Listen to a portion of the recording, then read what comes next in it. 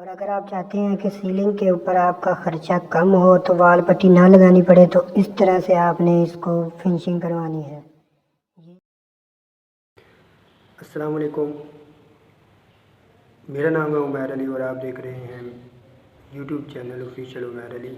یہ چینل فال سیلنگ کے متعلق ہے اور یہ ویڈیو بھی فال سیلنگ کی معلومات کے متعلق ہے۔ تو اس میں آج کی جس چیز پہ آپ کے ساتھ بات کریں گے وہ ہے سیلنگ کی فنشنگ کے بارے میں۔ فنشنگ عام طور پہ دو طرح کی ہوتی ہے، ایک اکیلی جوڑوں کی فنشنگ ہوتی ہے، ایک چھت کو نیچے سے پلستر ہوتا ہے۔ پلستر سیمنٹ وغیرہ سے نہیں ہوتا، یہ اسی پلاسکٹ اور پیرس سے ہوتا ہے، نیچے گرمالے کی مدد سے۔ جو ٹھیک پلستر ہے وہ گرمالہ ہوتا ہے، وہ اس کی مدد سے پلستر ہوگا۔ تو یہ چیز جو ہے وہ وال پٹی آپ کی جو ہے نا وہ خرچہ آپ کا بچ جائے گا۔ سیلنگ میں آپ کو وال پٹی اوپر نہیں لگانی پڑے گی۔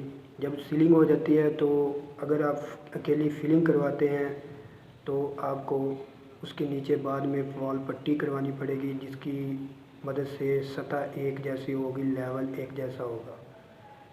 آپ نے اکثر دیکھا ہوگا کہ سیلنگ ہونے کے بعد اس کے اندر ببلنگ سی ہو رہی ہوتی ہے، چھت کے اندر اپ ڈاؤن لیول ہوتا ہے، یعنی نیچے سے صفائی نہیں ہوتی۔ جب لائٹیں چلتی ہیں تو وہ بہت برا لگتا ہے۔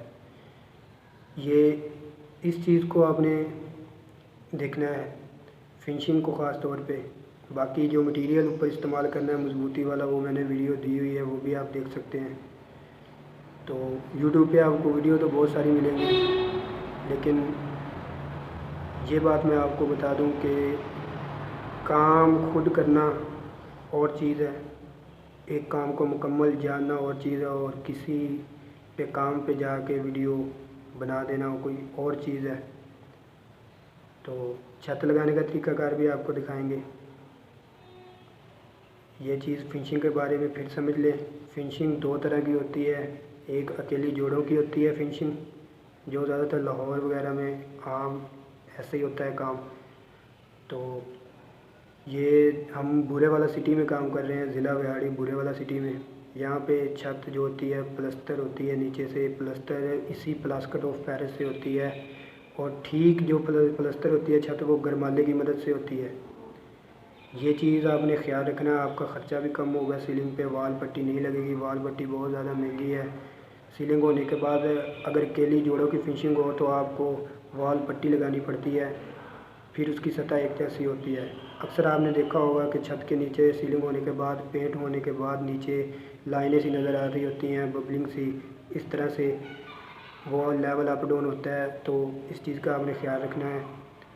تو باقی آگے کی جو ویڈیو ہے اس کو آپ کے ساتھ شیئر کرتے ہیں، دکھاتے ہیں آپ کو کس طرح سے چھت لگائیں گے۔ وہ بیڈ روم کی ہم چھت لگا رہے ہیں، تو طریقہ کار دیکھیں پھر۔